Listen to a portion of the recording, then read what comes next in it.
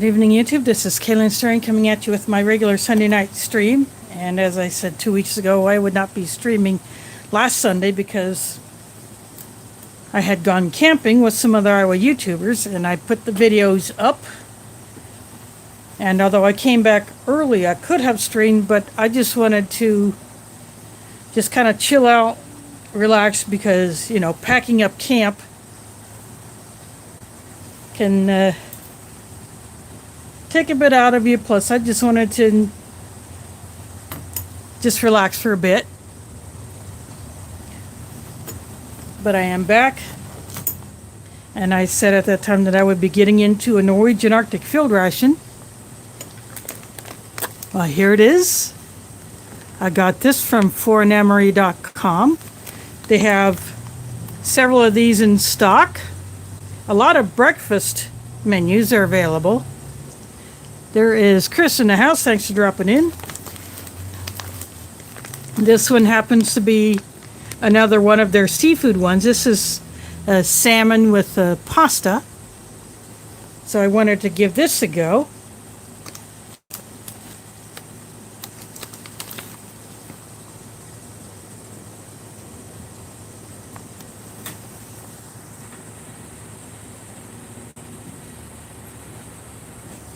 Don't know if I can get this to focus on the...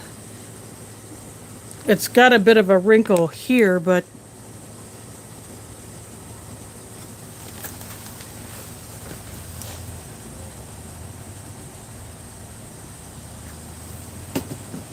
this has a best before day on here of October 31 of 21. And as a lot of things with these go, the item with the shortest best before date usually determines what's put on the outside of the package. There is Pete in the house. Thanks for dropping in. But the freeze-dried items in these usually will last a whole lot longer than that. But the way these work, this is the peel corner. And I apologize for any noise you might be hearing from outside because I have my slider opened.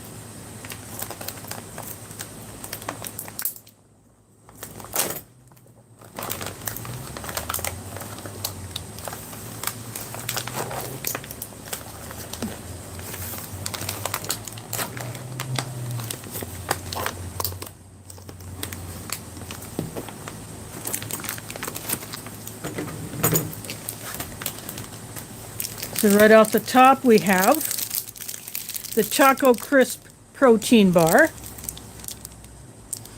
These are pretty good.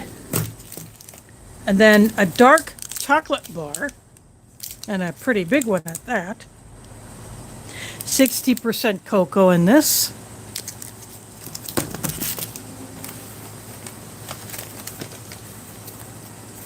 This is spicy sauce.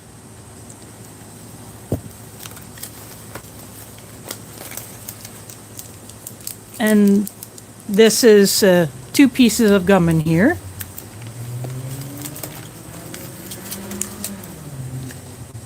Polder Mill coffee, which will go in the Foreign MRA mug. And this is a wet wipe.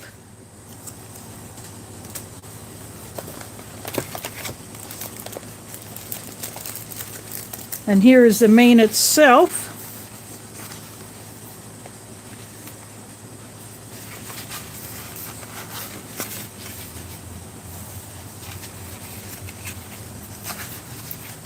Real field meals.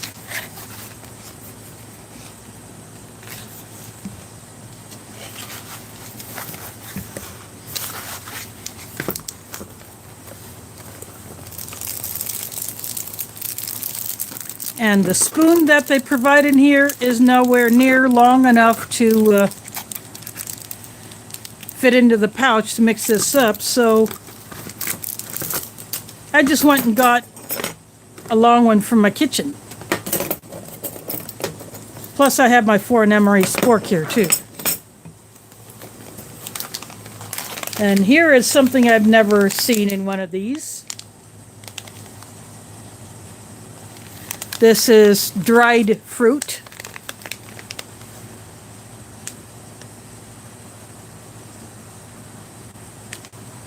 It's raisins. The outside of this just said fruit, so I would not know what kind it is, but it is raisins.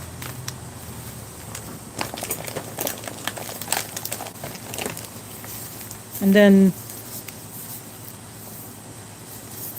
the taste of lemon drink.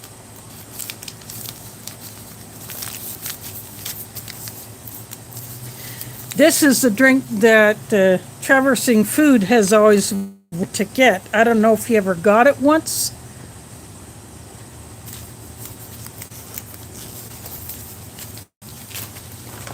And then the last thing in here is a liter-sized Ziploc bag with a hang hole.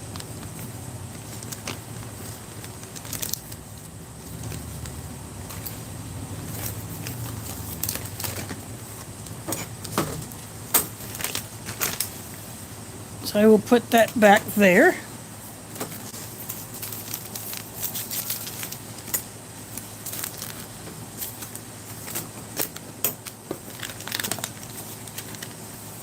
I'm just moving the sauce aside.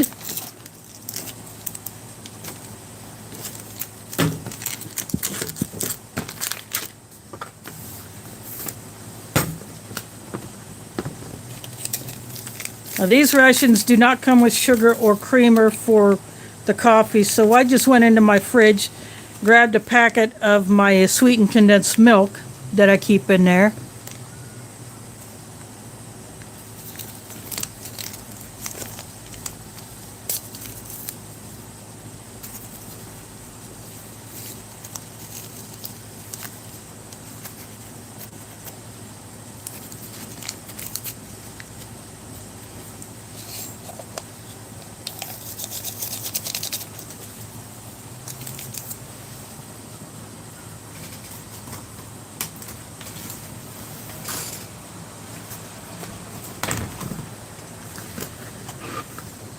This is a coarse, so this is a freeze-dried. So it's a coarse granule.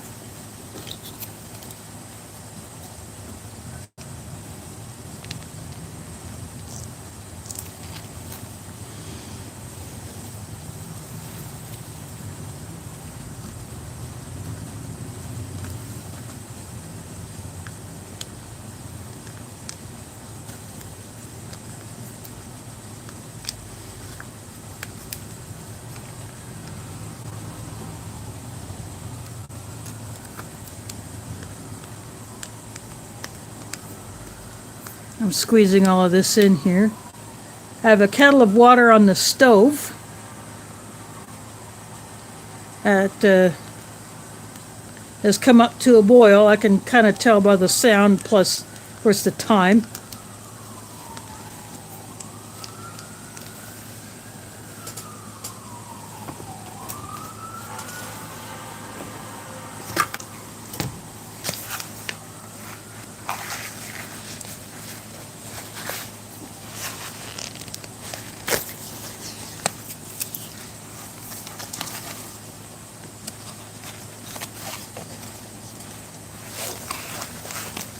Well, this one didn't rip very well. It didn't tear all the way across the seal.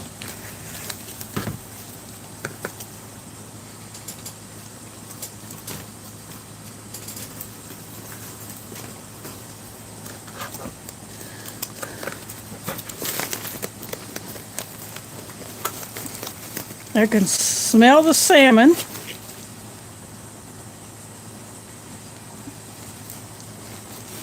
So there's big chunks of veggies in there as well.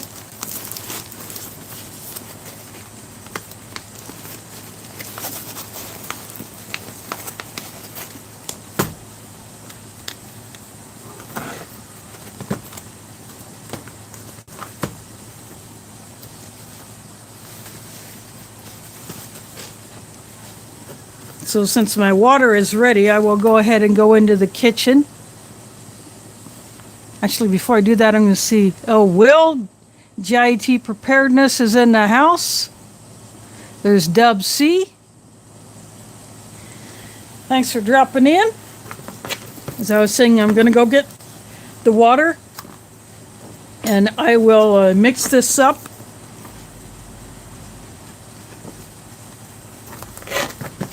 And I'll also put in the water for the coffee, and I'll be right back.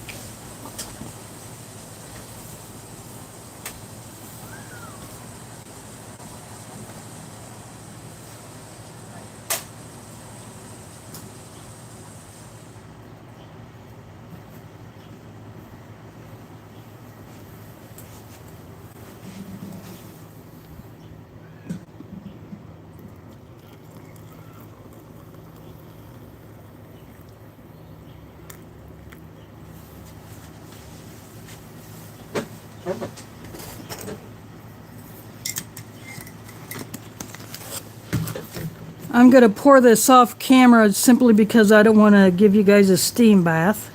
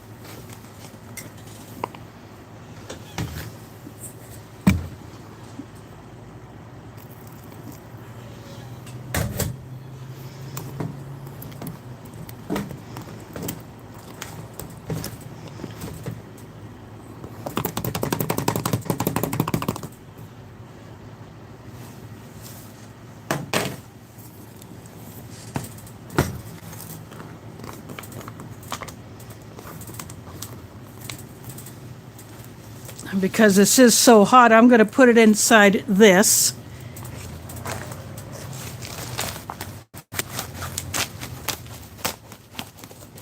Because I also like to give it a shake.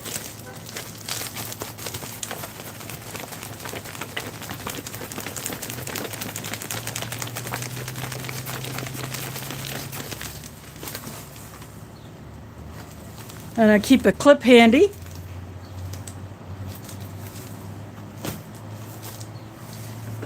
So that will just hang out off to the side.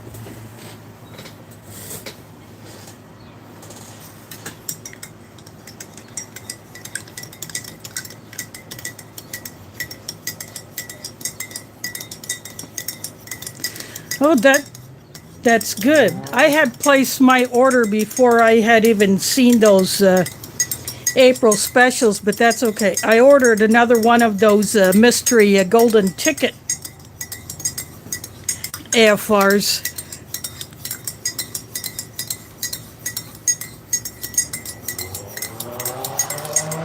So I will have another chance of possibly getting something.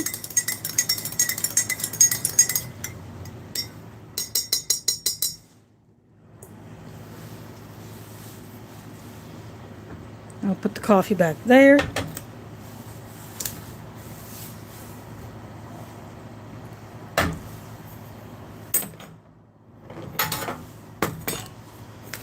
Now, these drink powders are known for being kind of clumpy, like the Russian drinks.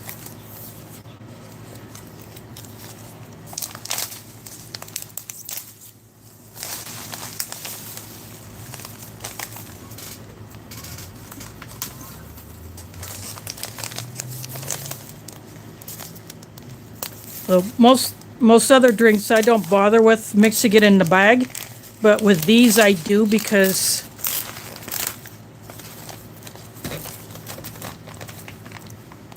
see how much of it is stuck there?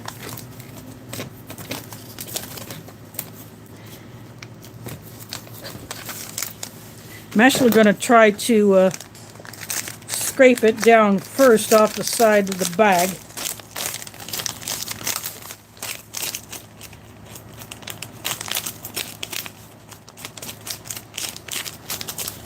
This is one thing that this company needs to do, is they need to change up their drinks so that they're less clumpy.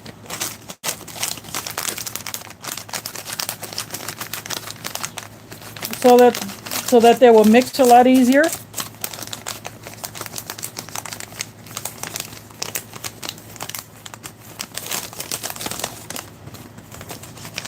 Because I am pretty sure that the soldier out in the field who gets this ration is probably tired of having to deal with these dang clumps when they just want to get the drink mixed up fast so they can eat it and get on about their business.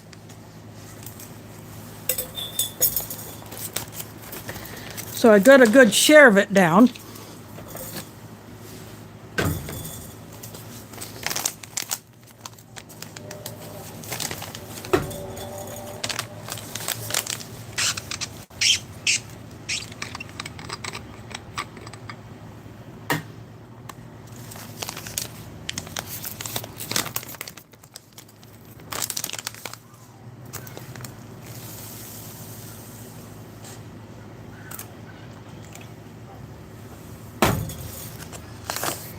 Another thing I also do is I don't fill it all the way up because I want to have room to shake it.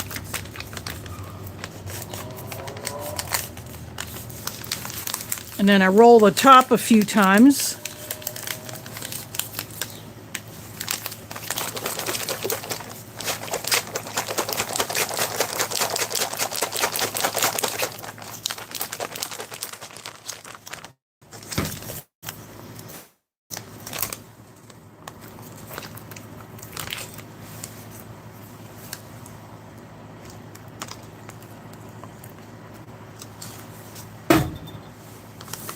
And I just add a little bit more water in, and then I'll just seal it up and just let it sit.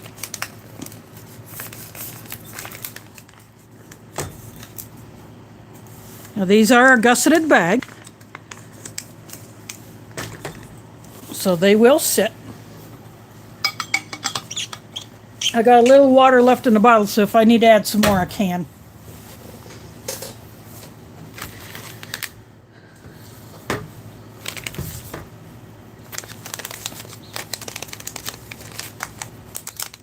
But now I'm going to go ahead and open up these raisins. This is a pretty stout pouch, so I think I'm going to bring in a cheater.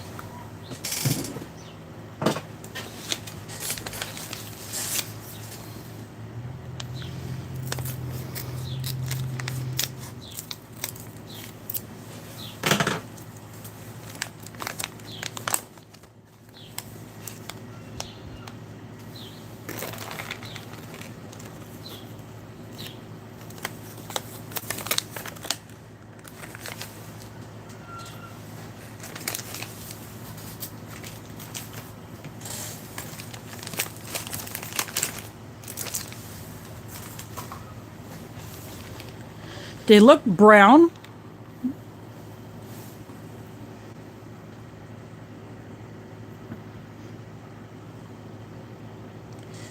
Almost like they might be a fig or date colored.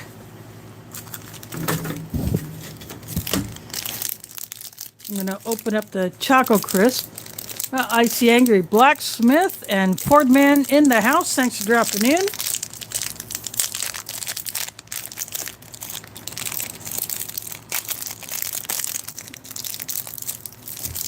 Oops, sorry about that. I bumped my mouth. What I would like to do one of these days, I'd like to get a cookies and cream cereal bar from a British Ration.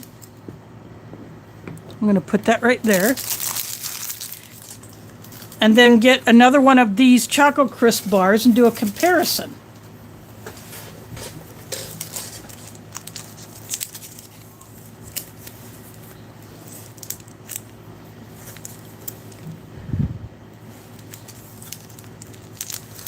I think that would be interesting to see that.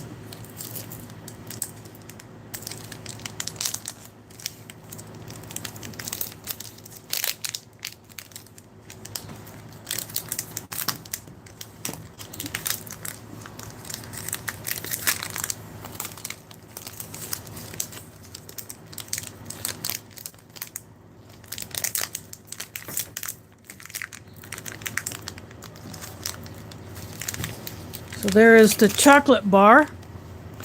It's survived the journey intact, but I'm going to leave it on the wrapper like this.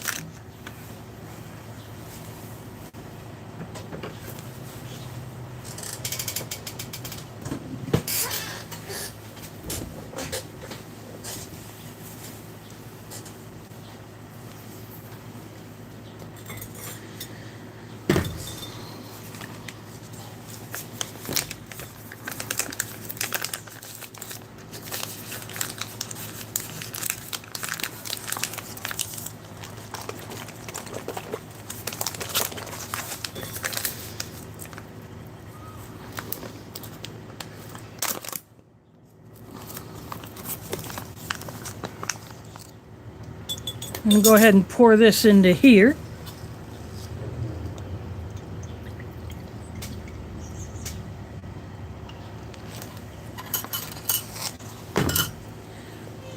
There is still a bit of stuff on the bottom.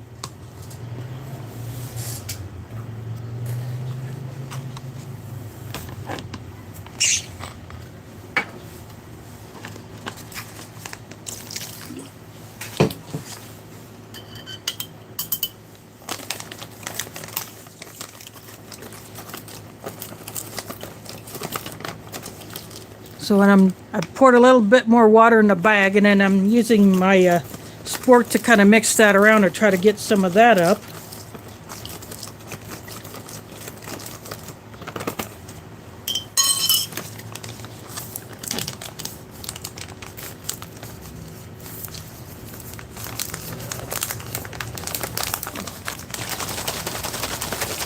I'm giving that a shake.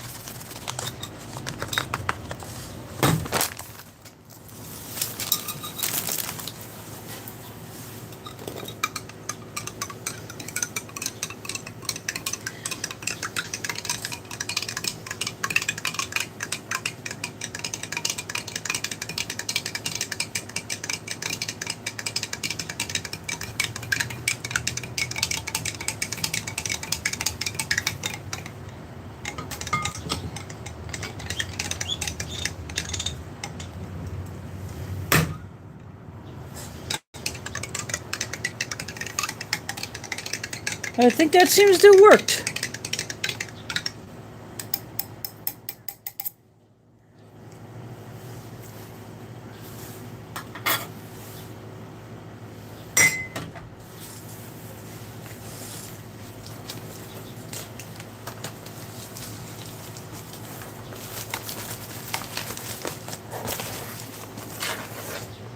Gonna check this.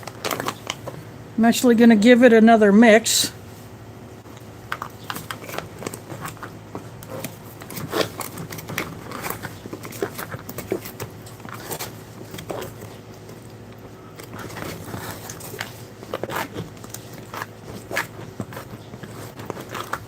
I want to make sure that everything has had a chance to rehydrate.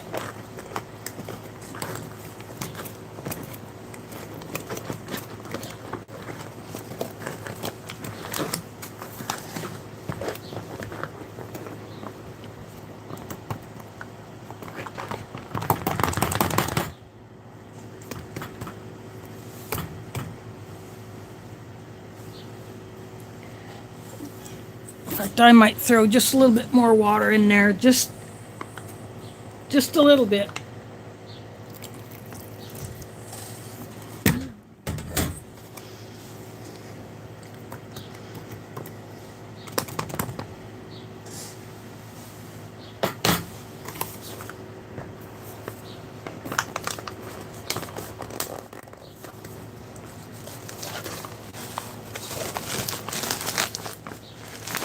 I'm going to put it back in the Reflectix bag.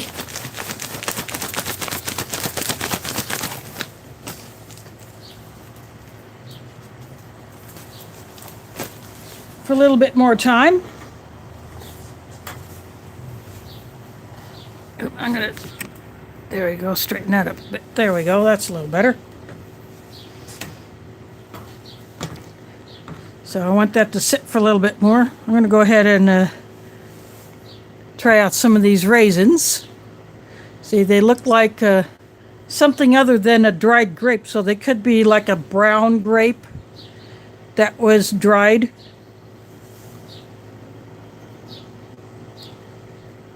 Some look a little darker than others.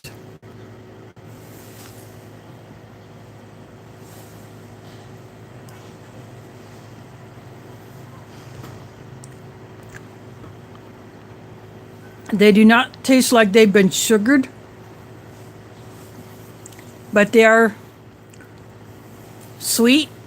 They're not tough. And they're definitely not the osmotic kind that you sometimes get in a U.S. ration. I just cannot stand that treatment. What they do in that process to raisins and cranberries.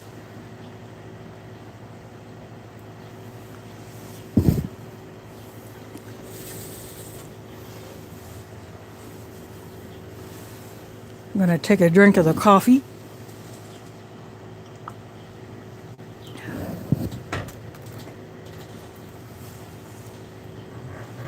Polder Mill is okay as far as coffees go, but there are better ration coffees. There is Mike in the house. Thanks for dropping in. What you're looking at is this Norwegian Arctic Field Ration, Menu 17.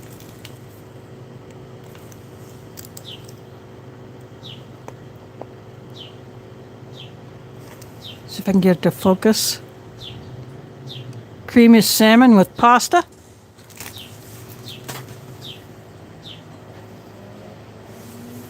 And as you saw when I was mixing it, there were veggies in there.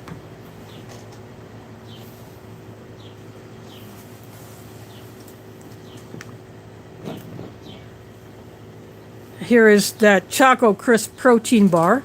You either get this or the cranberry protein bar, which tastes more like a granola bar than a protein bar. Both of these are really, really delicious.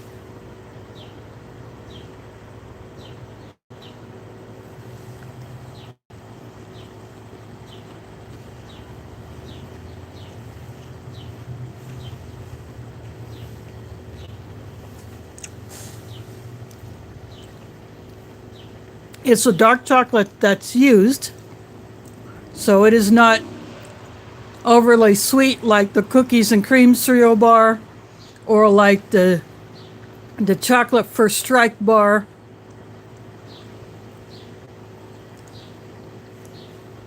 And the crunchy bits are actually bigger.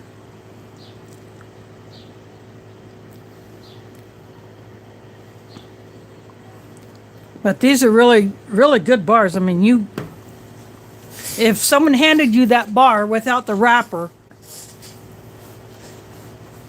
and told you that it was a protein bar, you really wouldn't know it. There is Puppy Breath in the house. Thanks for dropping in.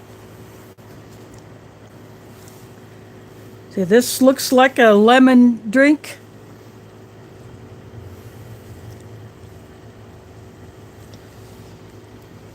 It just tastes like an artificial lemon flavor, but not like a lemonade.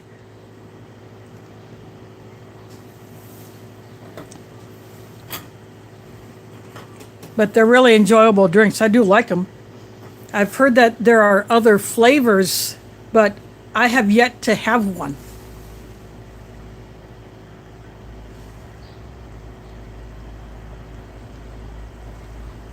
In fact, in the last video of one of these rations that Trevor Sing Food did, he said there was something about a strawberry, but I have yet to see that.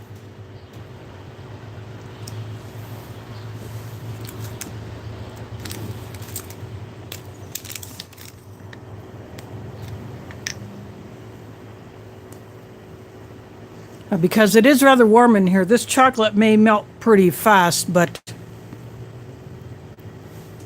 see, it melted on my finger, but that's okay.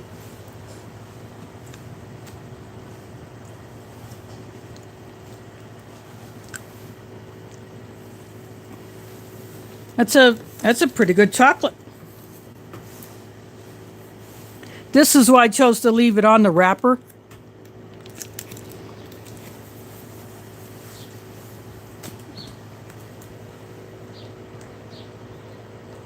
Nope, it's a very good chocolate.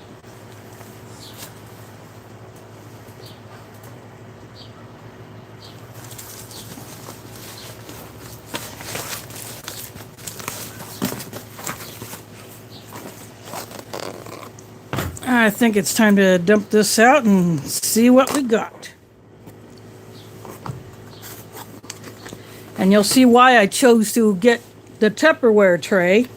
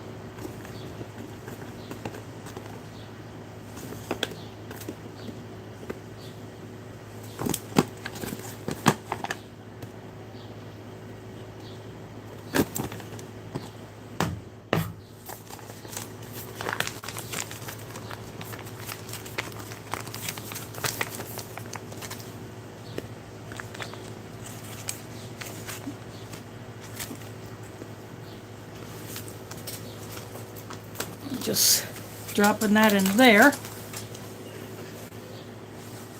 I zipped that pouch up because of the fishy smell.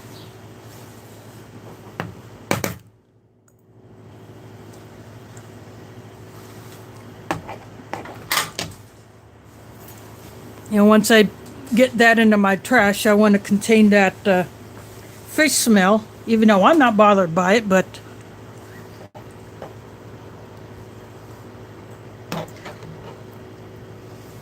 I'm going to check the chat. There is Wyoming Adventures in the house. Thanks for dropping in.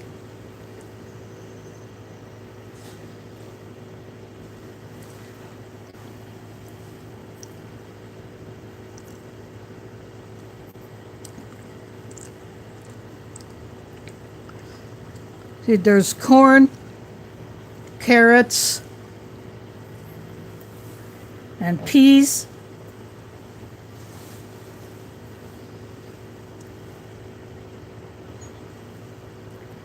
Pretty good sized pieces of salmon.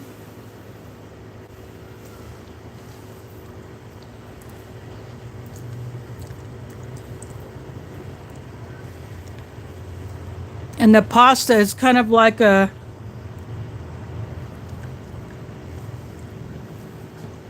it's one of those other shaped pastas.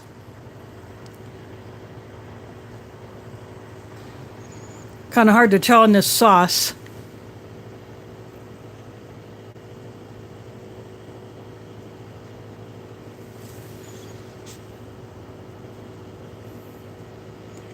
Yeah, I suppose it would be.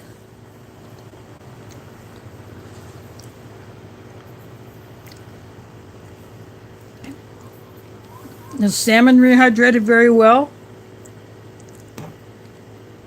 The veggies did. The pasta is a bit soft, but, you know,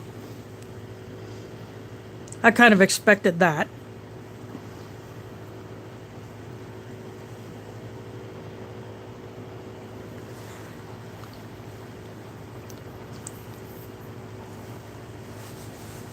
But I like that you get a good mix of veggies in here. You get these nice pieces of salmon.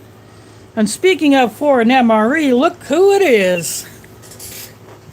Here's Art and possibly Nina saying hello to everyone. This is that salmon with the pasta. And I'm definitely going to be enjoying this.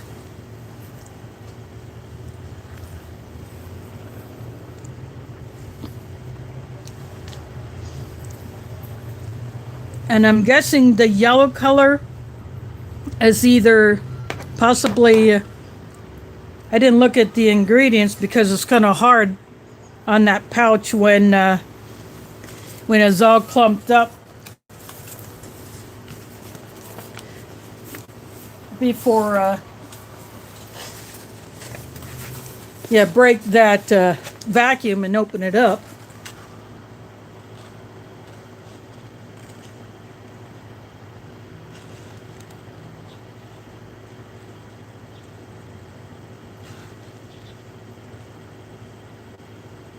Oh, there's some potato flour or potato flake in there. There's some celery, onion.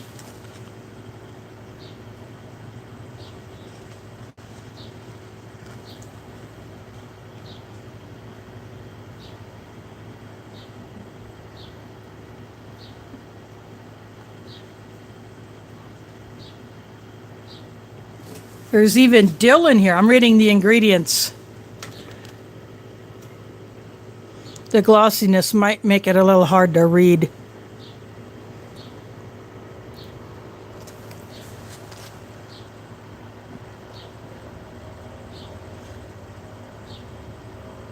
And fish bouillon, obviously, to get that fishy flavor, but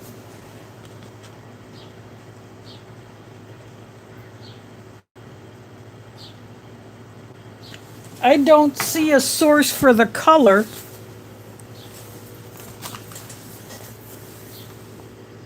I'm not sure what would bring on this bright color, but it could be some other seasonings that are not listed. Like turmeric or some other yellow color.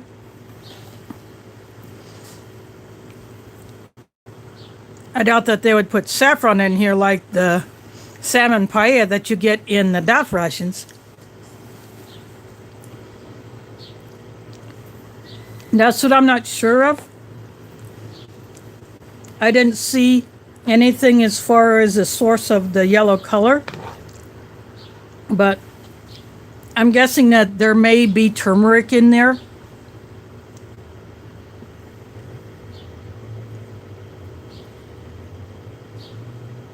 Oh yeah. I don't get trout much because either I don't get to go trout fishing. I have never been fishing strictly for trout. And I've never had it in a restaurant. Or no one has brought me any trout. So catfish is a fish I eat most of, but I do have more salmon in my freezer.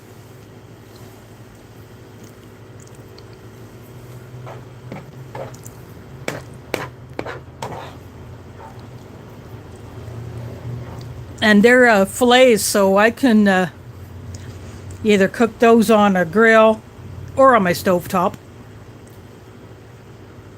But still, this is pretty darn good.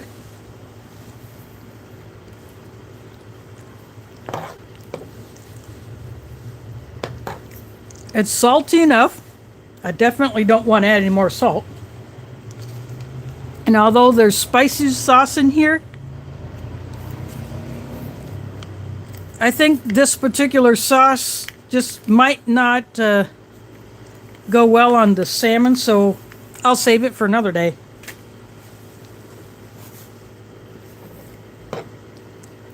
I just plain like this the way it is.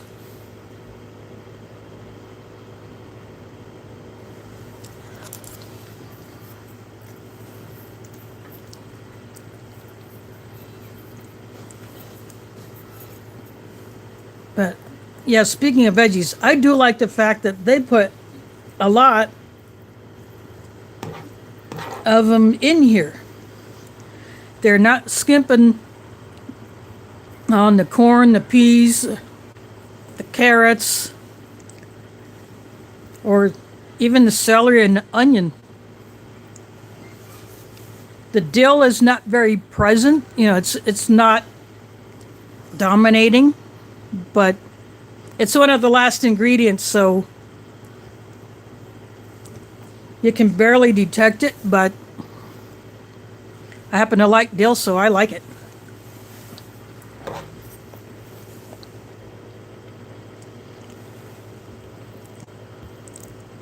Now, Gil from Camp Patton Family Compound. Well, that's okay. You can take a break. You've earned it. I'm sure you've been working your goopa off outside. I'm going to take another drink of this. Oop, keep bumping this foam out. I wish I could put the arm the other way, but then it would make it hard to scroll through the chat or just read the screen.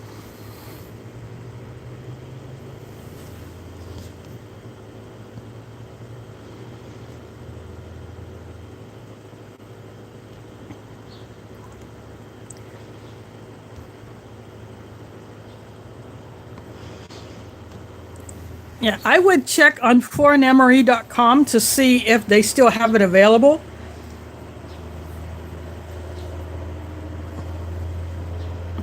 Although I did check it not all that long ago, and I think it might be out, but I could be wrong. I was looking at the site earlier today for some other stuff, you know, to see how they are on some of the other USMREs or MCWs that I might want to go for in the future.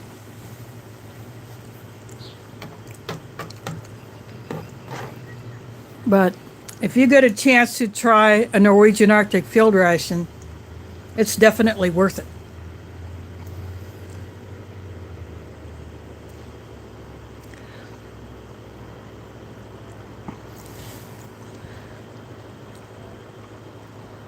Graveler is something I am not familiar with. Being a Polska, that is something that's out of my heritage.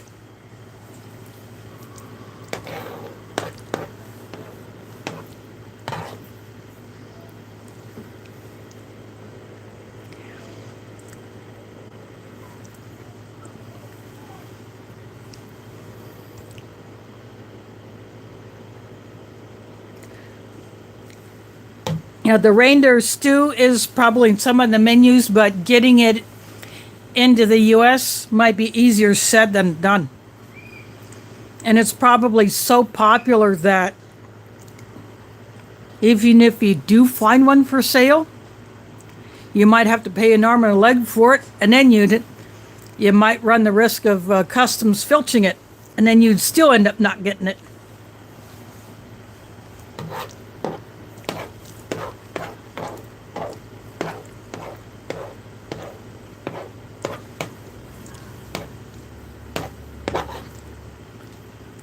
But if you look on some of the channels of the European reviewers, you might have a chance to see some of the other menus that are on that the Norwegians would have access to. See, Michael Green in the UK has done some. Delicious in Poland, he's done some, I'm pretty sure.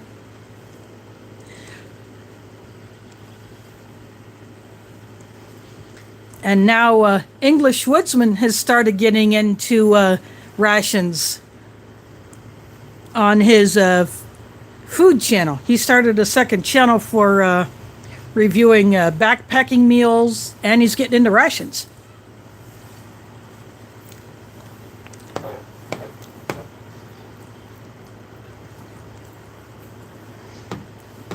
But because he's relatively new to rations, he has not had a Norwegian one yet.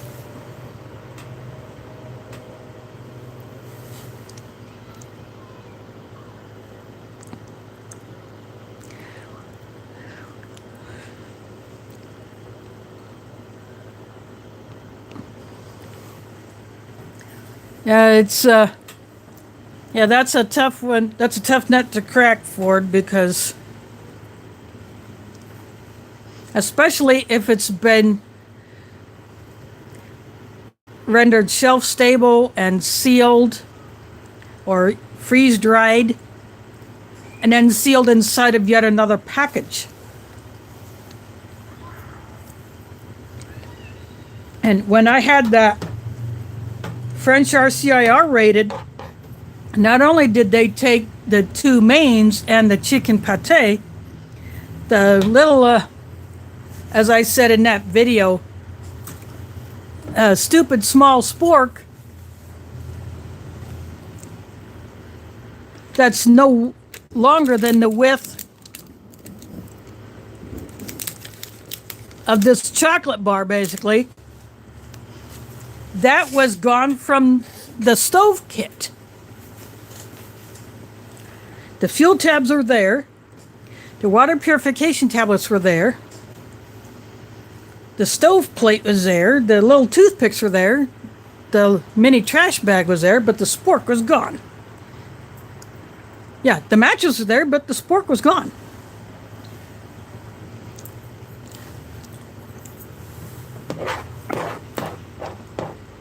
And they nearly cut into some of the other items. They nearly missed cutting into the brew kit that had the coffee, the tea, and the cocoa mix.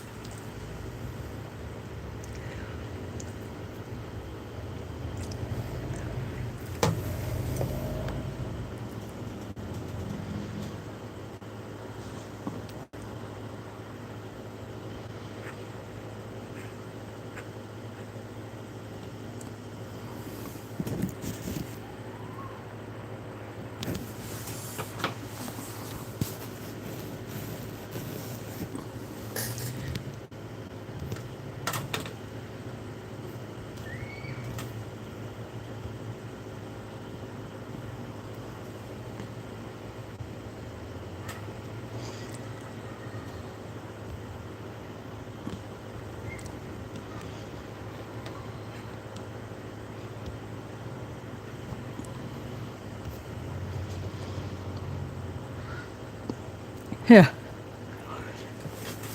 Oh, it's a good thing I have other utensils I can use. It. I wouldn't have used that little spork anyway, but you never know when one of those little things could come in handy. I mean, it would make a great hors d'oeuvre server.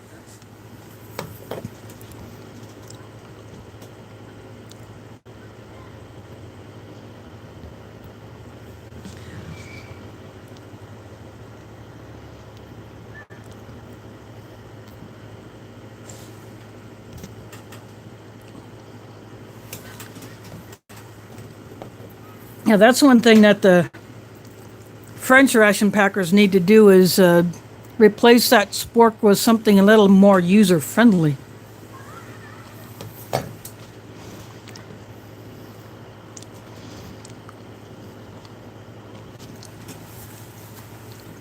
So I bet those nutheads who stole my mains and my pot out of that RCIR probably used that spork to eat him with. Sorry, I keep bumping my mount.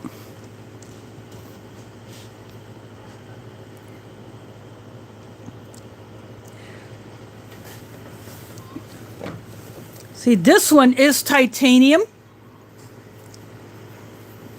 It's lighter than the plastic ones, like the Light My Fire sporks. You can get these at foreinemery.com.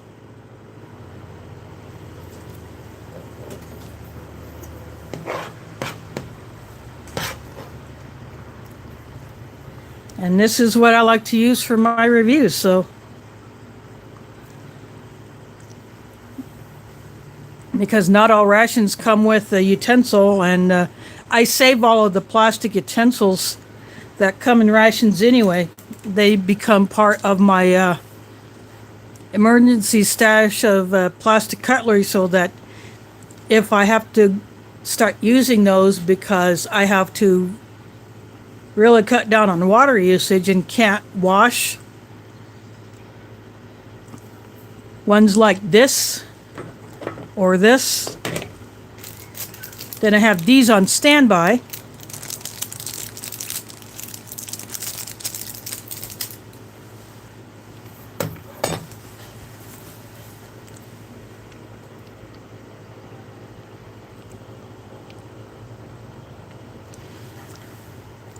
And speaking of those Light My Fire sporks, my last thrift store run, I found another one of those, so I bought it. So I now have 3 of those.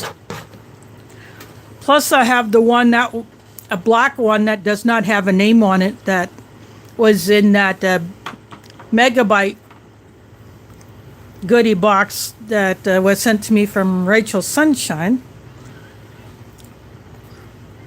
So I have those in, all of those in the pouch that this spork originally came in. And I throw that into my in my bag that I take my camp cookware in when I go camping.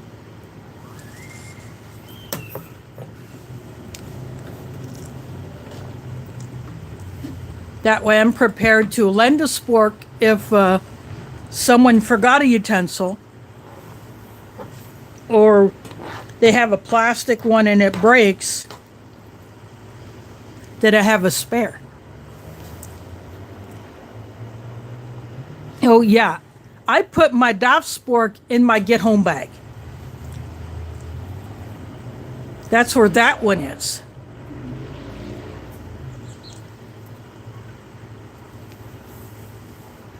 And if I get another one of those, I'll put the other one in my bug out bag.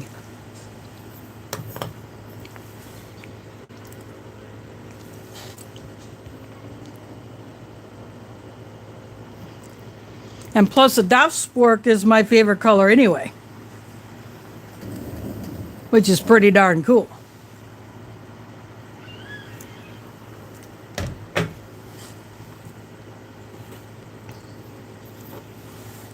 And speaking of the DAF rations, I'm glad Deb C got to have that mystery one that ended up being the paella.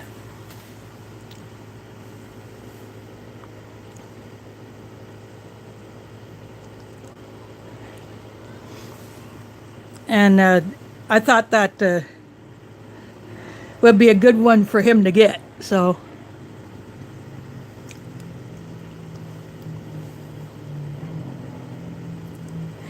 yes, it was, and I would get that one again.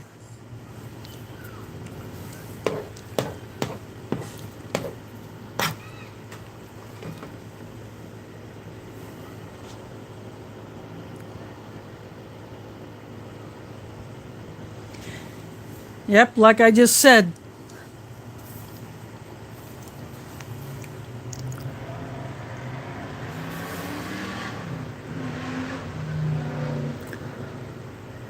It's got the logo on it.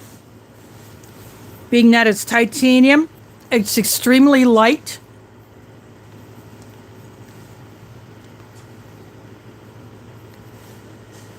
And if for some reason it gets bent out of shape, or the tines of the fork do, you can bend it back into shape fairly easily.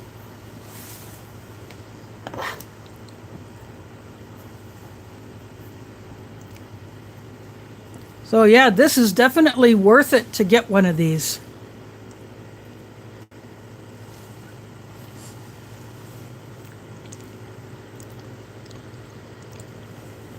I'll give you a close-up of that.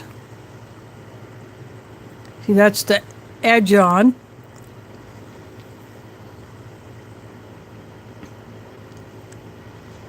Now, some people might not like the feel of that in their mouth, especially if it's too sharp. But this is not. This is perfect. And my steel UST sport that I have, that one is a little bit bigger than this.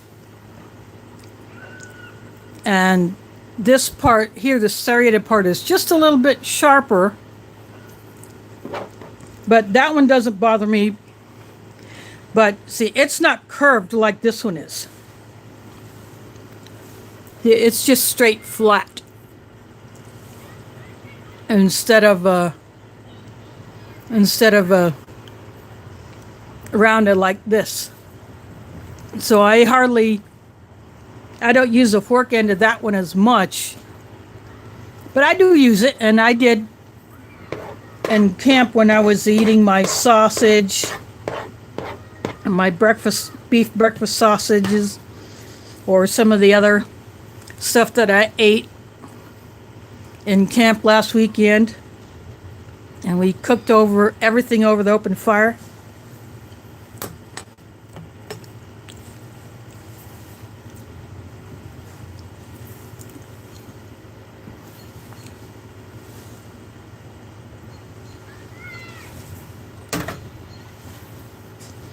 That was a great trip. Even if it's only a weekend, even though the weather wasn't the best, as we Iowa YouTubers say, it's not an Iowa YouTuber camp if it's not raining during the time that we're there. Oh yes, it would be. In fact, I could have used this to cut the meat that I ate for lunch today when I was over at my oldest sister's house. They celebrate Easter, I went over there. Plus, I had to take something to my mom that was a gift from TAC over at AOK Foraging and Adventures, some of the deer meat from the deer that she took last fall when she was hunting. And a very nice sized deer at that. She made some brats, and she bagged some of them up. And when my driver came over to pick up, she brought that here. And I stuck her and then hauled my stuff down, and we took off. And so today I was able to give it to her. I also gave her a pack of some of the deer steaks, and then I have 2 packs of the meat for myself.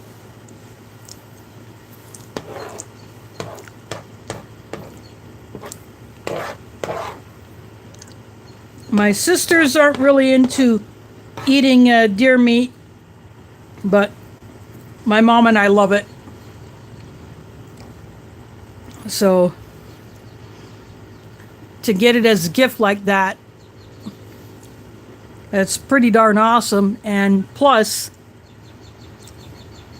because obviously TAC and I prep, to me, giving my mom that meat is a way that I can help prep for her, because she has more meat in her freezer so that she can take it out when she wants some meat but is not able to get any because she either can't afford it or just is not able to get someone to do her grocery shopping for her.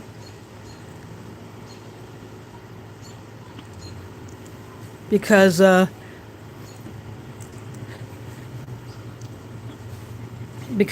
her health, she has to have someone do her shopping for her, or she orders stuff and it gets delivered.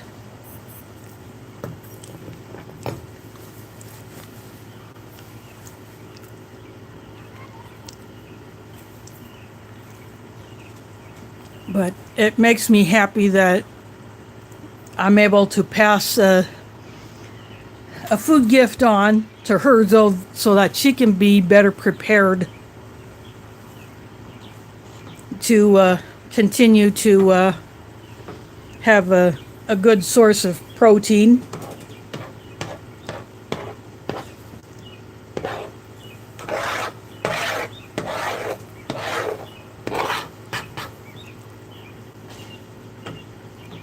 it's not that my mom cannot always, she may not be able to afford to get everything she needs, but it's just the physical act of going to get it when she doesn't drive. And her health is just not the way it used to be. So my sisters, having 3 here who do drive, makes it easy to make sure that she is supplied. So even though they probably wouldn't consider themselves preppers, they are prepping for her, whether they realize it or not.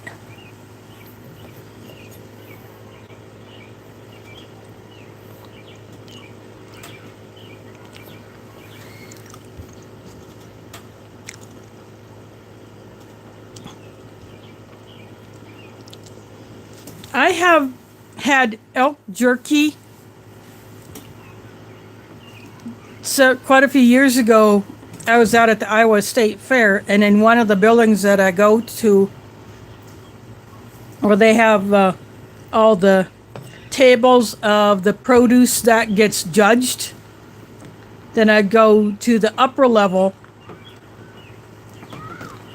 There are some other exhibits, plus there are people who make these unique meat products from, say, like ostrich or emu or elk or bison. Someone had like some elk meat sticks, so I got one of those. Another time I got a bison, piece of bison jerky.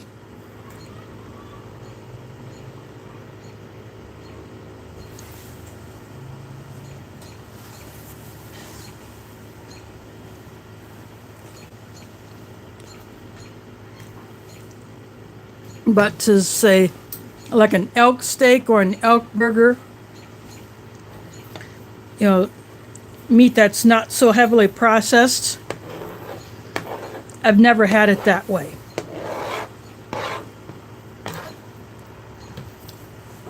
And I've had some ground bison meat before.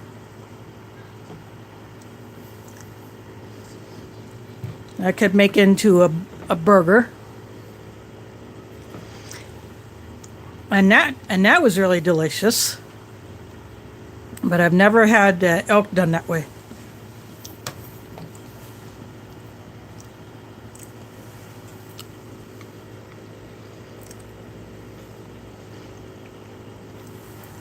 Now that is a very good skill to have. In fact, Tack, the YouTuber who gave me that deer meat, she does all of her own butchering. Plus, she will butcher for some other people. She will either go to their location to do it, or they bring it to her to butcher and process. And if there's a hide that can be taken and cleaned, she will pass that on to someone who will tan it.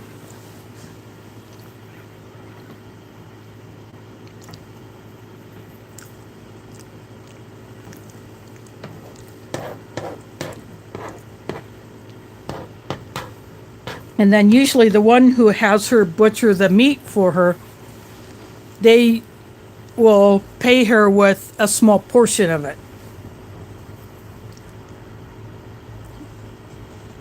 So if someone who hunts but is not good at processing their own meat, they get her to do it. They pay her with a small portion of it.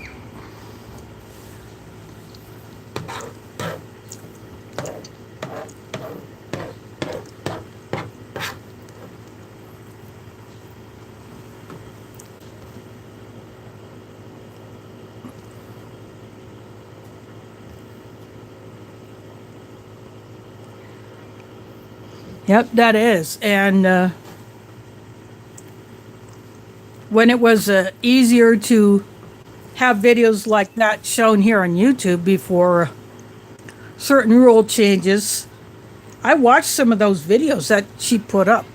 Plus, I watched a few others do it. Now, that is a good skill that if you can learn it, that would be a good one to learn, especially if you live on a property where you can have your own animals, or you develop a relationship with someone you can barter with, or you go to help them. You know, that's a good skill that will come in handy if things really go south.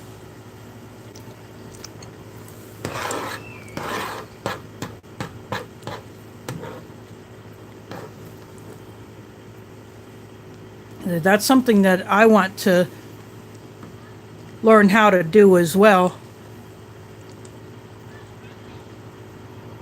But I would start small. If you're going to learn it, I would start with a small animal, like, say, a chicken or a rabbit, or something that is very manageable, and do it that way. That's the way I would do it. And you know, same with cleaning fish. That's one thing I've never done, is clean my own fish.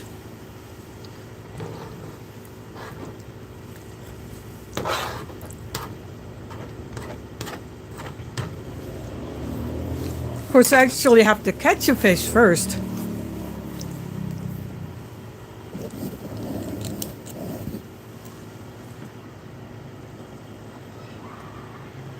Which is something I hope to do when my family goes to Lake Icaria the first week of August. I'll be taking my fishing pole, and we'll be spending it that first week there in a couple of cabins. We'll be fishing every day.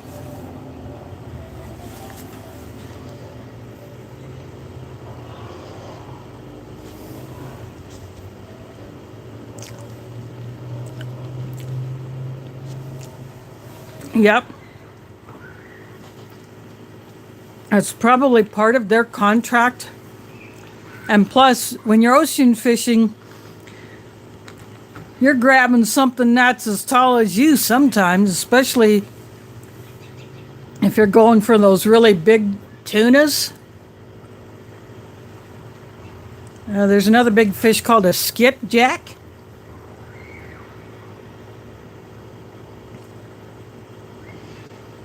Yep, that's what I enjoy doing too. In fact, my fishing license already renewed automatically, so I set that when I bought my fishing license last year online through an app that I can use. So the January 1 of this year, it renewed.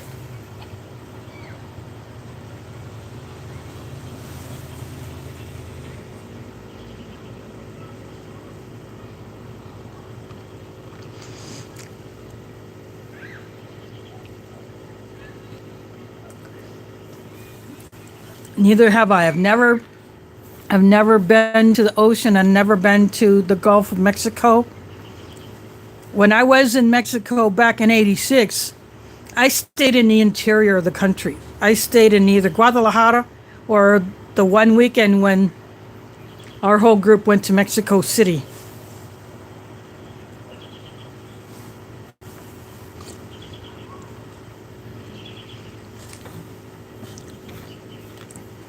There was one weekend where we did not have any scheduled group activities, so all but two of us went to Puerto Vallarta for that weekend, but that was on their own dime. They could not use group travel money for that. Well, that was all paid in advance anyway, so. But if they could spare the money to do it, they could do that. But since I'm not a beach bum, I chose to stay in Guadalajara, and I found some stuff to do.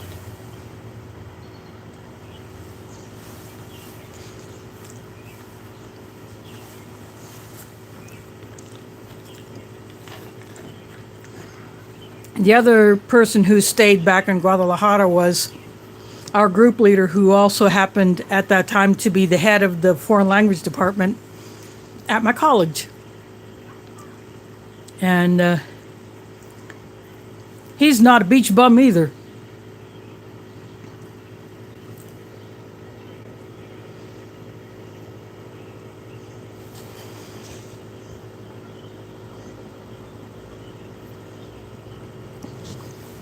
Now, Jack of Trades, he's not in here, but he's in California, so he probably can tell you about stuff on ocean.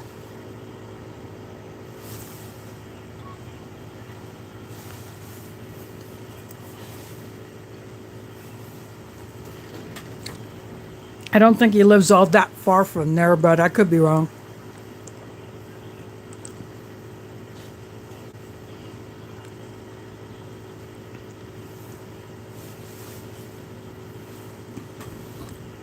But yeah, that weekend when we had no group activities in Guadalajara, I went to a couple of silver shops looking for something silver that I could have engraved for my parents' 25th anniversary, which was later that year. And I went to a couple of local events and an open air or semi-open air market and nosed around. There is Chicago in the house. Thanks for dropping in.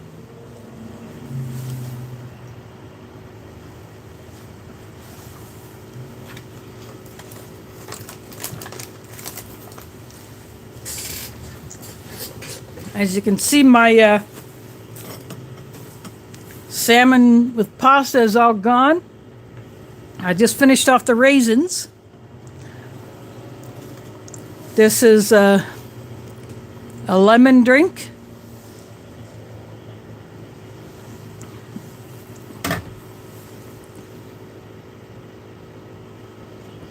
Oh yeah, this is very, very good. And I did not even use the spicy sauce. So I'll hold on to this, save it for another time. I keep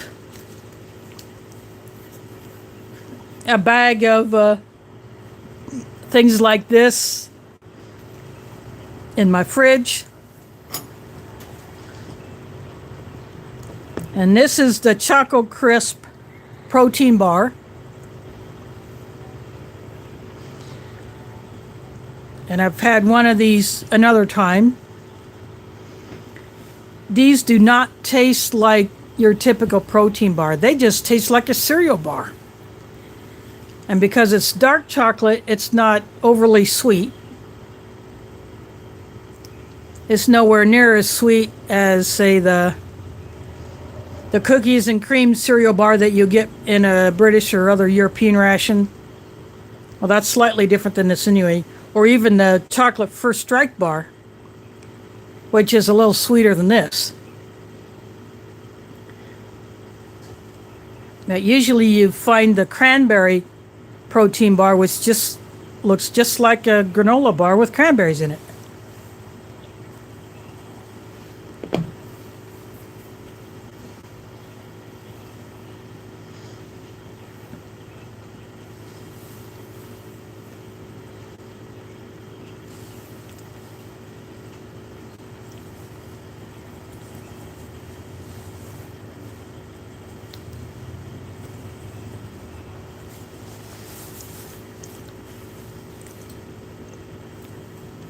And this is a 60%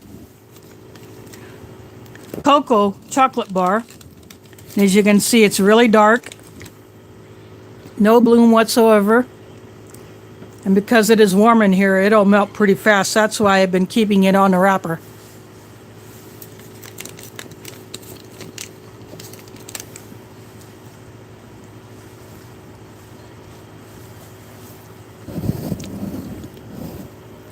And you get Polder Mill coffee. There is Quint in the house. Thanks for dropping in. But you do not get sugar or creamer in a Norwegian ration, so I grabbed a packet of sweetened condensed milk that I've gotten from Minotaur Trading Company and put that in here. Polder Mill is okay as far as Insta coffees go. There are better ones.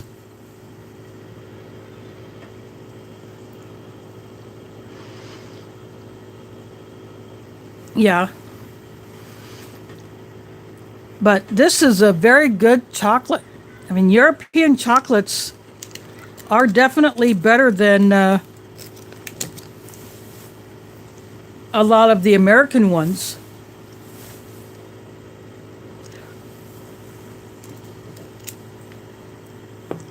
And then when you get these freeze-dried entrees in these rations, nope, no bloom whatsoever. I mean, when you open one of these up and you don't see too many items, it's deceiving because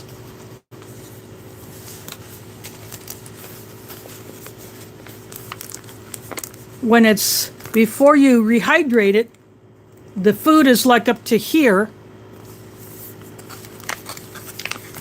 And then when you rehydrate it, it really expands.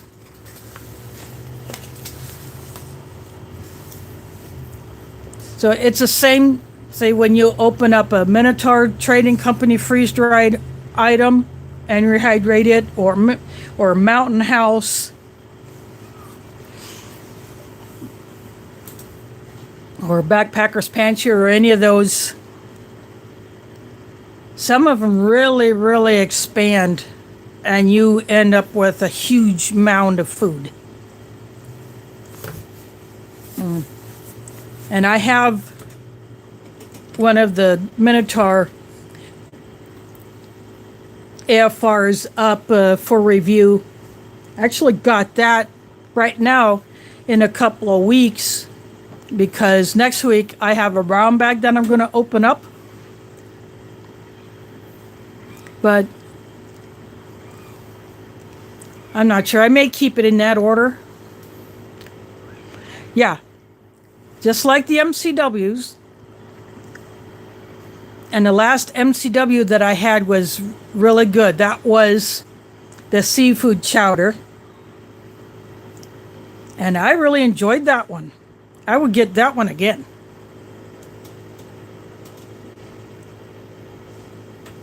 Yeah, the brown bag. In fact, I'll get it.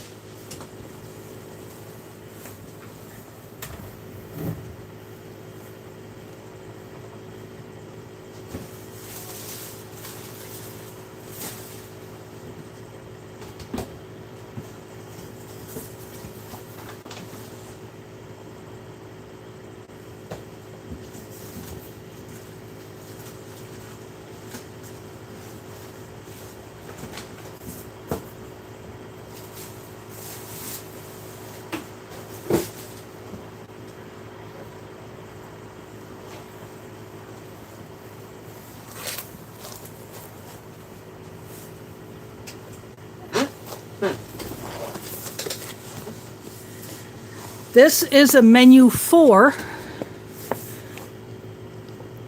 Now this is second generation brown bag, because the numbers go sideways on the side of the bag. It might be kind of hard. See, there's the 4 right there.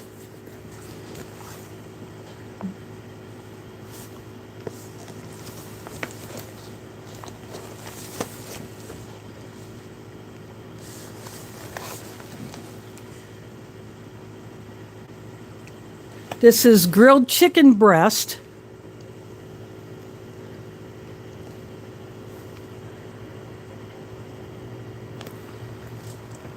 Packed by Right Away Foods.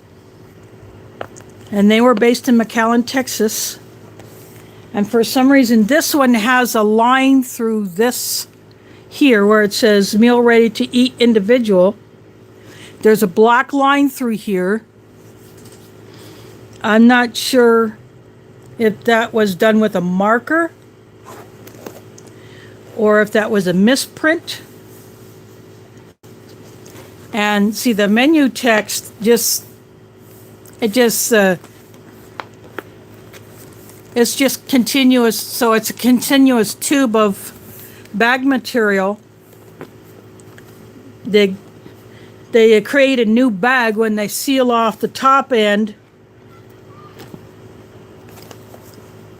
and cut it off. You know, they seal the bottom end when they cut off the top, you know, and they had this is supposed to be a tear notch, much like the Lithuanian rations, but these are so hard to tear that I just take a blade and slit it from the back.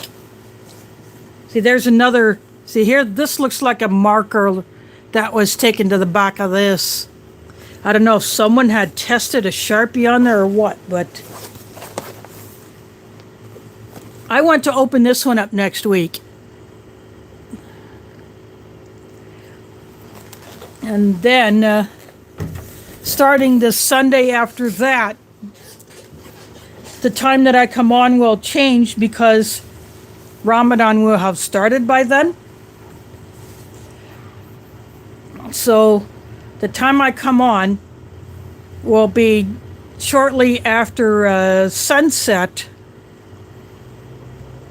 since during Ramadan, Muslims do not eat or drink anything whatsoever between just before first light and just after sunset. Not even take any medicines that are not time sensitive. Unless you have a medical condition where fasting would be a health issue, or you take a medicine that you have to be on a rigid schedule with it. It can be either 29 or 30 days. And so on the 13th of this month is when I will start fasting. So it could go till like May 11th. So anyway, those Sundays during that time, I will come on later, and I will post about when I'll come on. But I will still do these live. It'll just be later in the evening, so I'll put up a post. In fact, I may do that after this stream, that the time that I come on will change. But I will still be doing these weekly live dinner streams.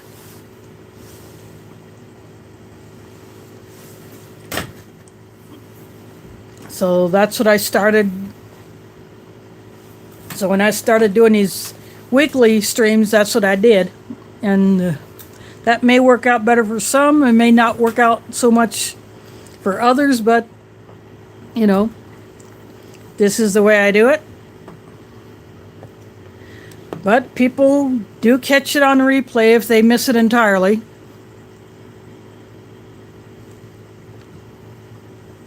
So I will still get views.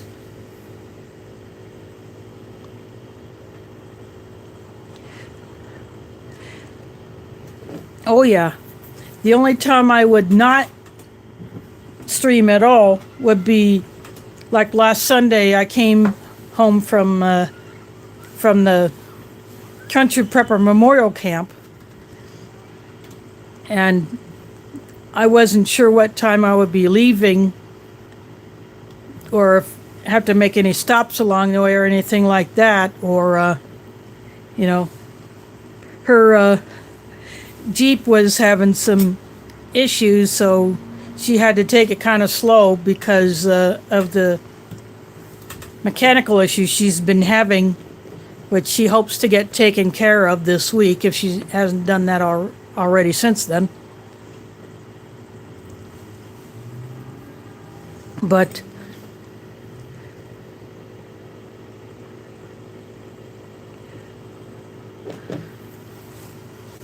oh, and speaking of brown bag, yesterday Old Smoky opened up another corned beef hash. And that looked so yummy. I wanted to take it from him. The one time I had the brown bag corned beef hash,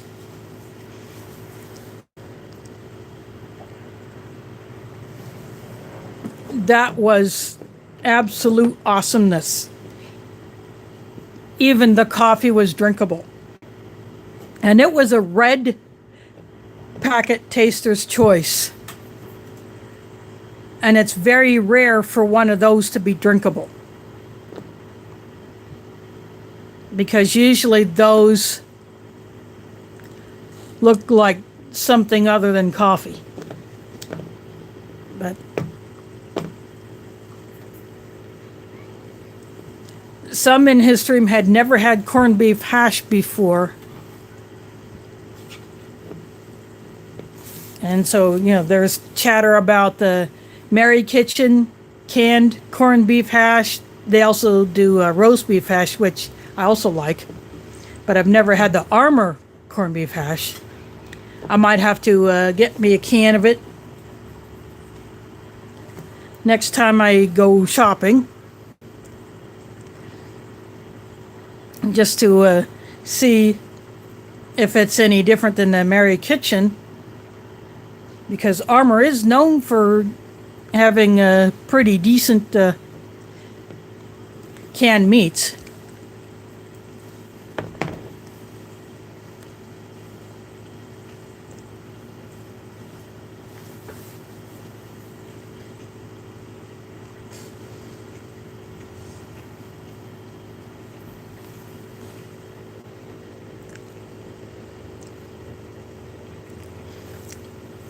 Yeah, I thought that was a bit much. I would not have eaten that pate.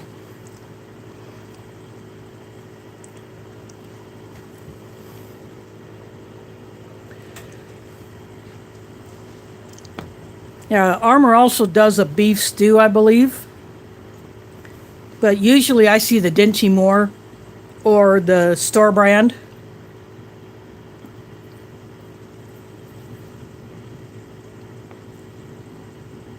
But of course, you can make your own corned beef hash.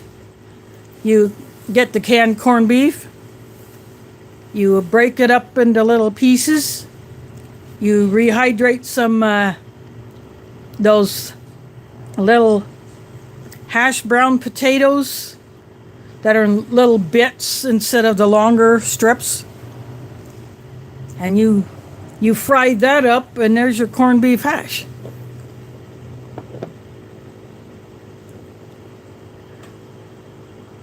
No, you don't want to compost that because it is a meat product. And speaking of composting, I'm actually experimenting with that because I'm going to attempt to grow some plants on my deck. I got 2 more bags of potting soil, so I have 4. So I've been throwing my coffee grounds in a bucket, and my spent tea bags after I take the string and the staple off. I'm putting them in that bucket. And I will be adding some, I want to get some more fresh veggies to dehydrate. So my cutoffs from that will go in that bucket, and then I can mix that in to beef up that potting soil, which is supposed to have some composted stuff already in it, but I just want to add a little more.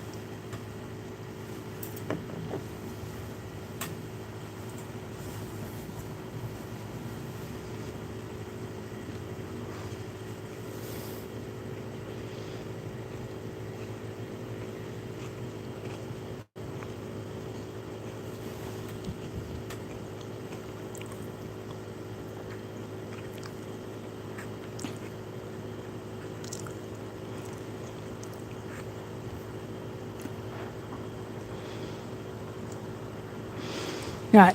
I've heard you can put eggshells in it because that would supply minerals.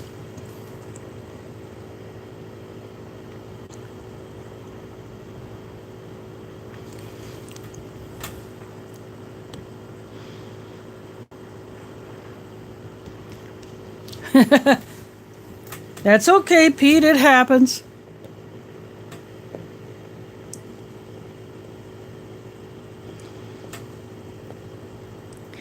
Yep.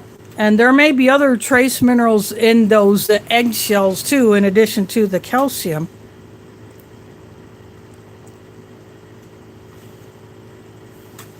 And believe it or not, I had collected, when I used to have little fires on my deck before, I had to stop doing that when I found out how unstable it was. I had saved all of the ash from that. So I could be throwing some of that in there too. But I got 2 big planters that I brought over and 3 smaller pots, which I need to drill holes in. That was my mistake from when I tried to grow some herbs in where I used to live. Those pots did not have holes in it, and I didn't drill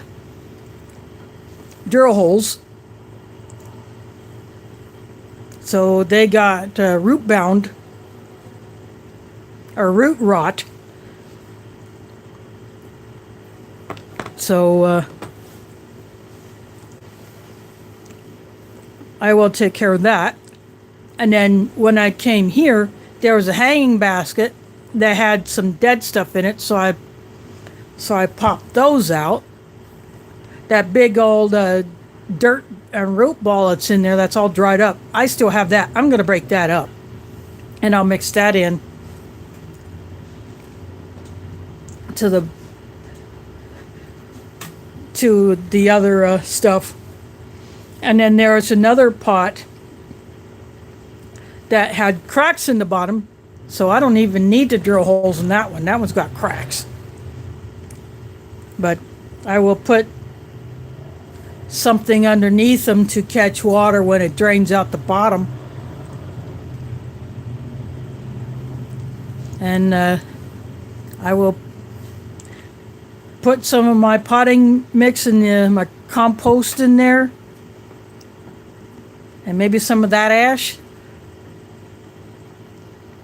And I'll put the seeds in, water it, and hope that everything works out, since my deck is shaded and it faces north.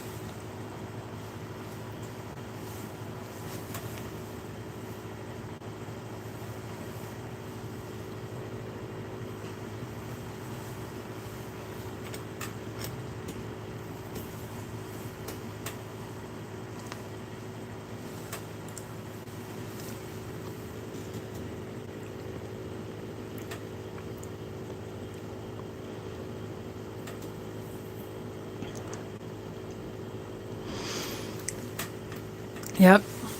See, that's when you put, either you put a fence around it or you put plants around it that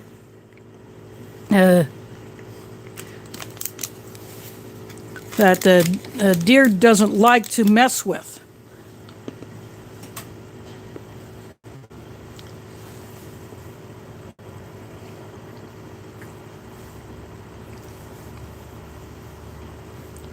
But because I have a second floor deck, I don't have that issue to worry about.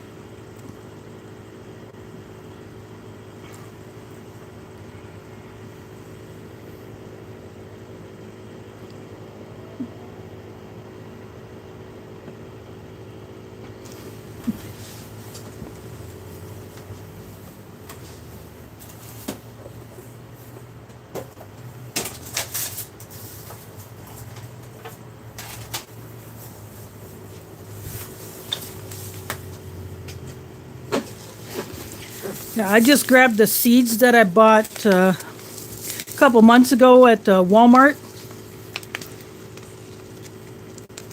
This has 4 herbs in it. Each one is individually packed. So there are 4 little packets inside here. And then I got these 3. But I didn't realize when I grabbed them that, see, it's got the sun symbol. So full sun. So all of these are like that. So I will either have to just go ahead and try it, or I will have to pick up some different ones and then just save these. There is CR in the house. Thanks for dropping in all the way from Canada. All I have left are my drinks and my chocolate bar. I ate all of my salmon and pasta.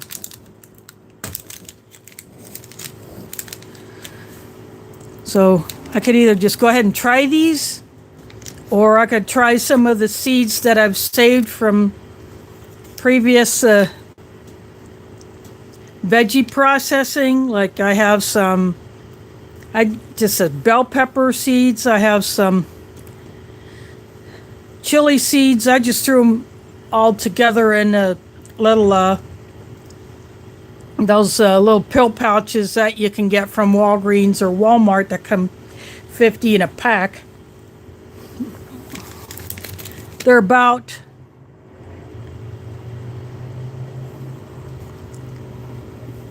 a little more rectangular than this, but about the same size otherwise. But I put the seeds that I collect myself. I have,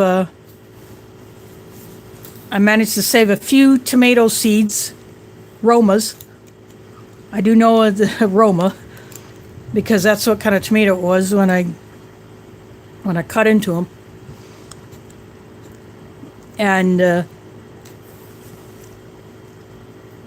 I got a few seeds that I actually saved, which would require a more tropical environment, but I figure I can trade those to someone who may want to go ahead and give them a try. Like I have some date seeds, I got some lemon seeds, some orange seeds. I got a few varieties of apple seeds. I got some pears. I have like 3 or 4 cantaloupe seeds.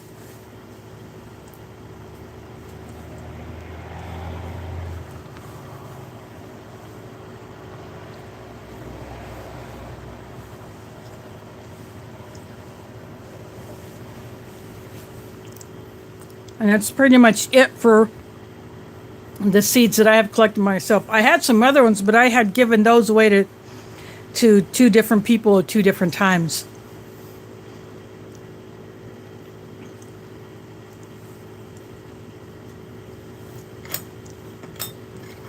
Because at that time I was living in an area where I would not be able to grow anything myself.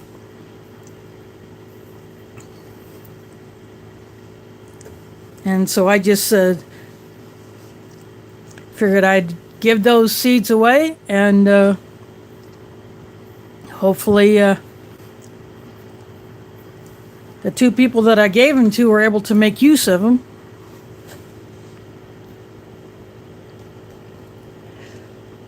Yeah, thanks for dropping in. So, I would say you see it next Sunday at 7 Central, but it will not be, it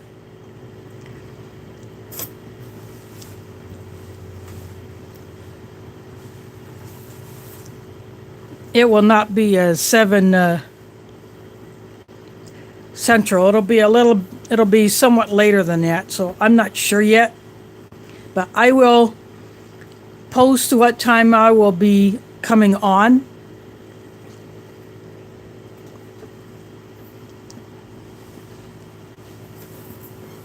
Actually, this next Sunday will be at 7, let's see.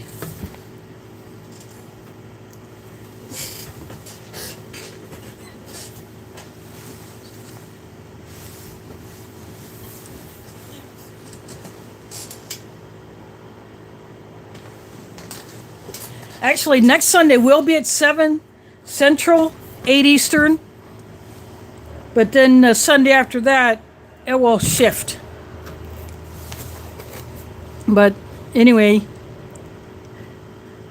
I'm going to bust into this. And in the event that I'm not able to eat any of this, I will have a backup plan.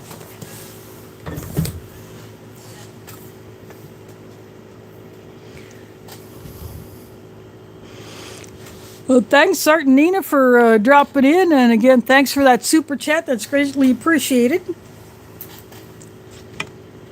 And for those who have never seen a super chat before, what that allows a monetized channel to do is to collect an additional donation from a viewer. And then, although Google will take their cut out of it,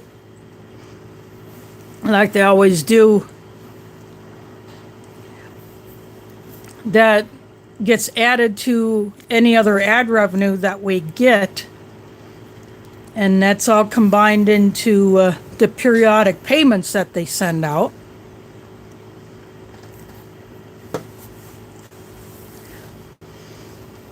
So my last Google payment was used to buy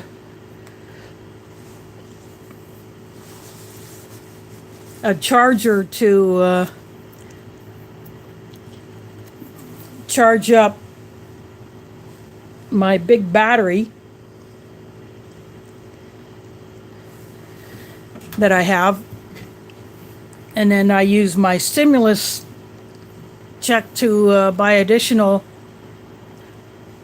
stuff where I can add to a solar power and possibly put together a system that I can have in case my building power goes off. But because I cannot permanently mount anything like that, I have to keep it mobile. So I'm thinking of either getting just one of those flat dollies to put the big inverter on, and then I could just move it around, or just get a couple of skateboards and put it on the skateboards. And then I have a 50-watt solar panel, a hard one in the bedroom, and then I have my folding 60-watt solar panel that has similar connectors that I can plug into my All Powers mini power station. So should we have another event like the derecho that hit us last August, I'm in a better position than I was last year.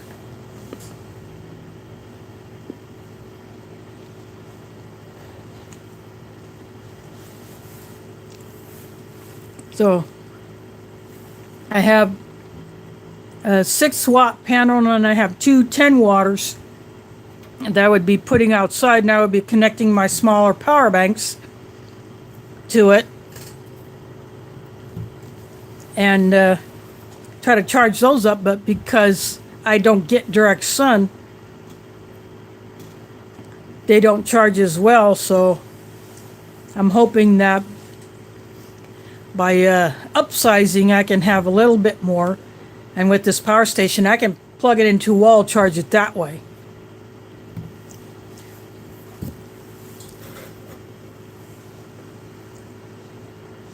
And I could plug a couple of USB devices into my big deep cycle battery. And then because I have that charger that I can plug into a wall, I can charge that battery off of a building current. But yet I have that solar panel that I'll have to find out what else I need to connect it in order to use that to charge that battery. But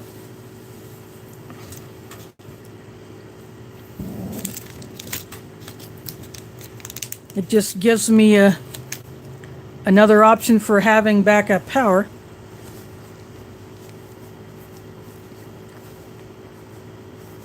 Now that little power station that all powers, it could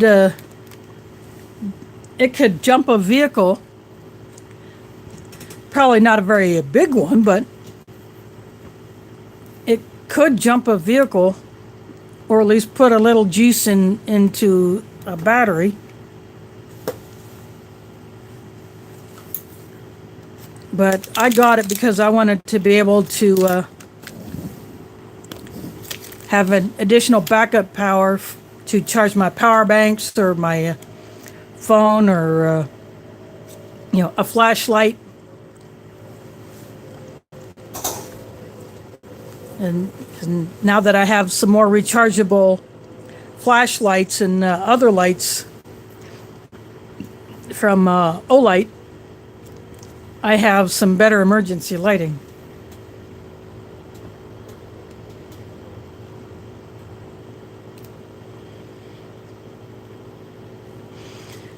Yep, there's a lot of stuff like that going on back then, and even my college in the 80s was doing something like that. But the Iowa State University has been in that great solar car race for quite a number of years. And every year they have always put a vehicle in it.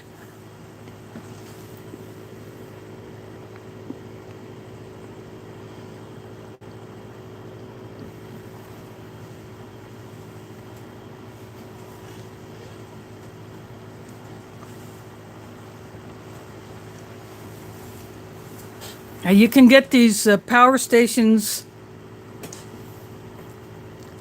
that can be as see, that all powers one that I have is about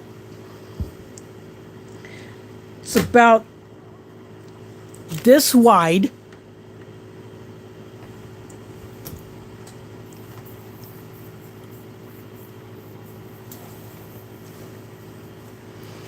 but it's it's a square thing, so it's probably it's not a very big one. But then you can get some that are almost as big as an actual car battery, or even bigger. And some of those really big ones, you would have to have at least a couple 100-watt solar panels to connect to that thing to charge it up.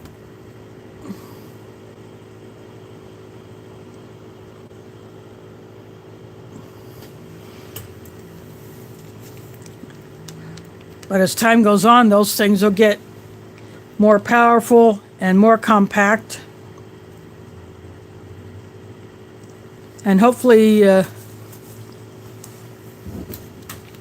when the chip and manufacturing industry gets back on track, and there's no longer a shortage of chips and processors and other electronic components like that, they can come down in price, because right now there's a shortage of chips for computerized components in vehicles and, oops, as I was saying, or as well as other electronic devices. I got disconnected for a second, so I do apologize for that interruption, but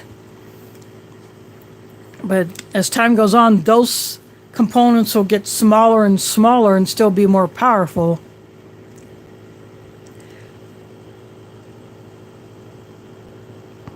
I don't know who you're referring to, Malia. There's not a Malia here. My cat's name is Mila. I'm sorry, there's not a Malia here.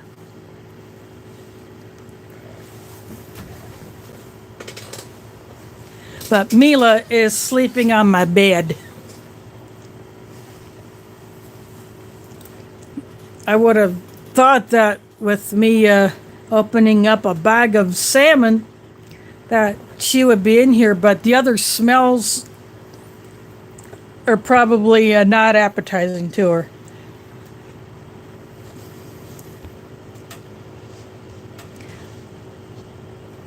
Plus, she's 17 and a half years old, so she sleeps a lot more.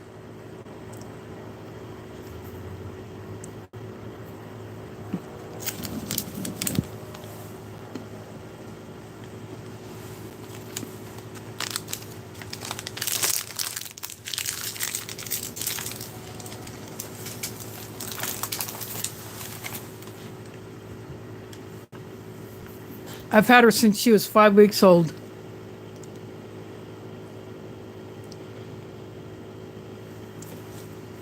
Well, that's because a dog's nose is at least 700 times more sensitive than our noses.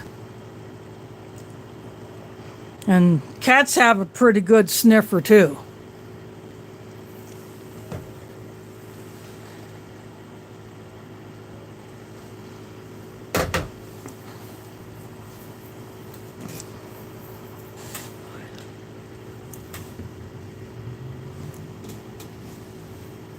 But Mila rarely comes out when I'm eating, even if it's something that I would think would be of interest to her, but any other sense coming off of whatever I'm eating would usually turn her off.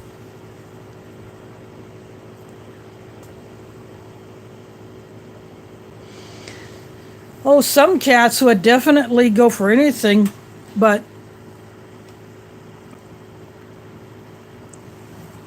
because I've only fed her cat food, maybe once or twice I've given her a little bit of tuna and water just to see if she would go for it, and even then only a little bit of it at a time.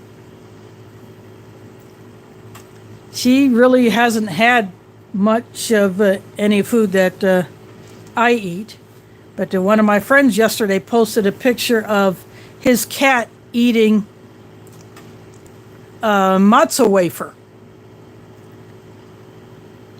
Yeah, a cat that loves matzo wafers. I guess that cat has some pretty good taste, especially if that's a quality matzo wafer.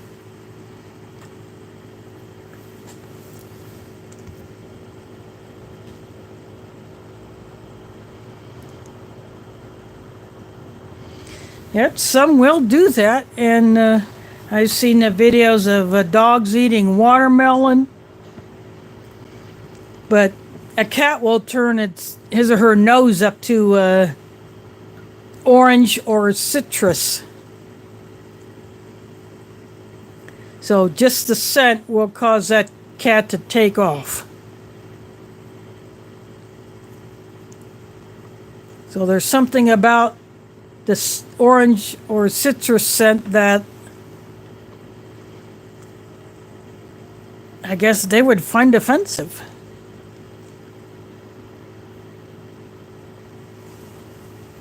As one time I was eating an orange, and I'd peeled it and I was eating individual segments. I held one out to Mila and she just turned tail and shot off.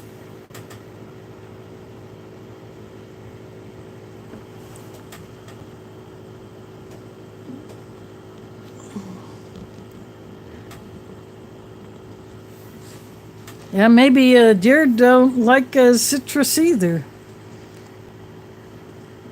But there you go. I suppose if you want a deer to stay away from a garden, you put orange peels around it, or you spray something. Maybe you spray orange juice on something. I might turn them off. I don't know.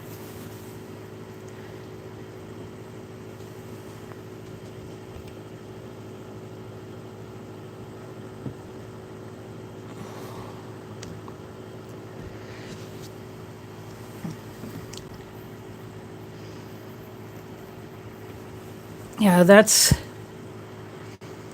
Yeah, I didn't want Mila to get messed up when it comes to her diet, so I've only given her cat food and a couple of times just a small amount of tuna just to see if she would go for it. And she really didn't go for the tuna. It was a water packed because I didn't want the oil to just go right through her.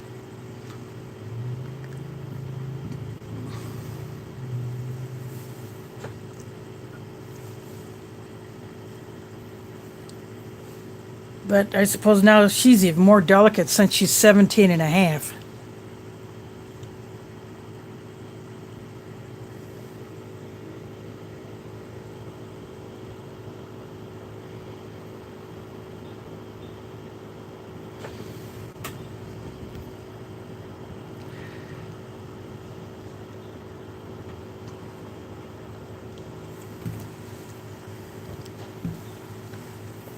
Yeah, there's something called referred to as cat grass.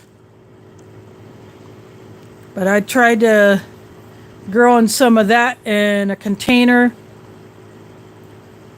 She wouldn't go for it. Even catnip doesn't really turn her on much. Of course, I didn't introduce it to her when she was young.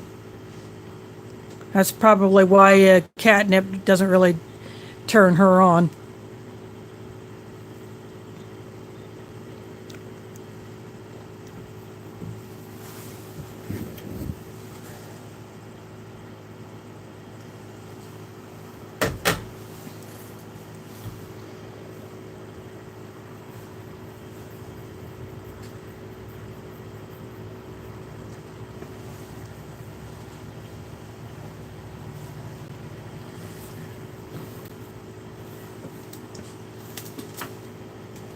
But she's still a good cat.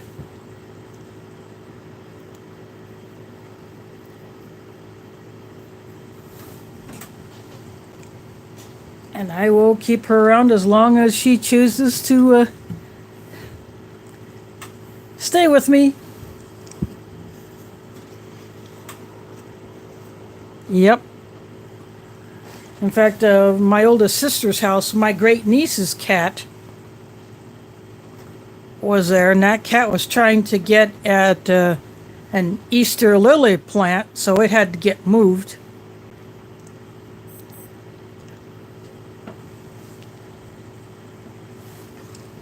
But that cat is still relatively young. I think it's probably less than 2 years old, I think.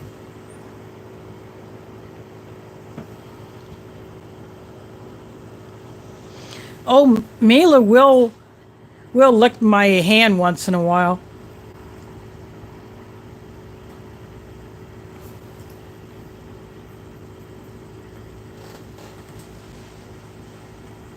I'll be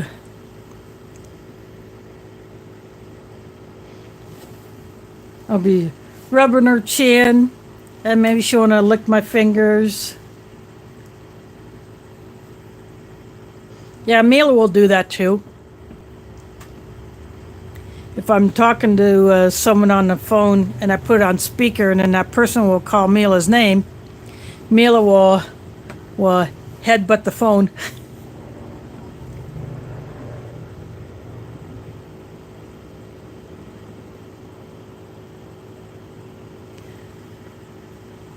I've never had a ferret.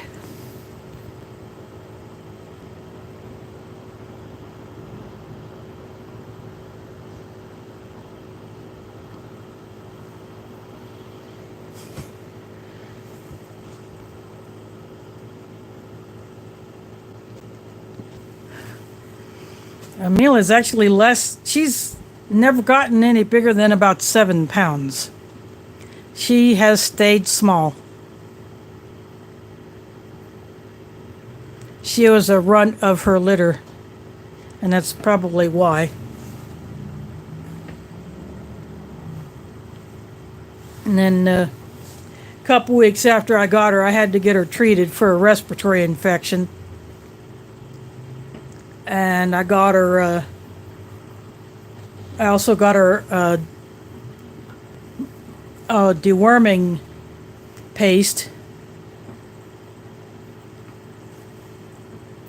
from the vet. So, but once she got over that respiratory infection, and plus someone had put frontline on her when she was 3 weeks old, so that messed up the back of her neck.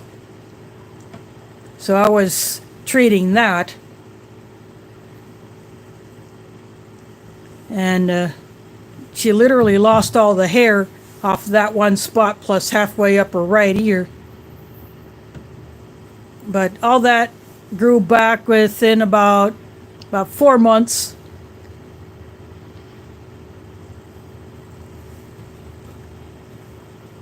But once she bounced back from that respiratory infection, the kitten spunk just oozed.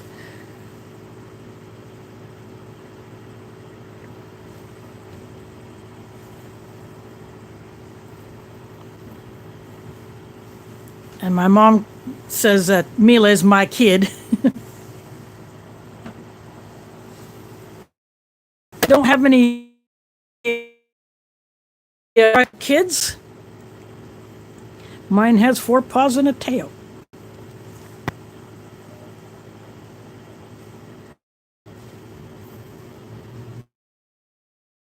You all to death.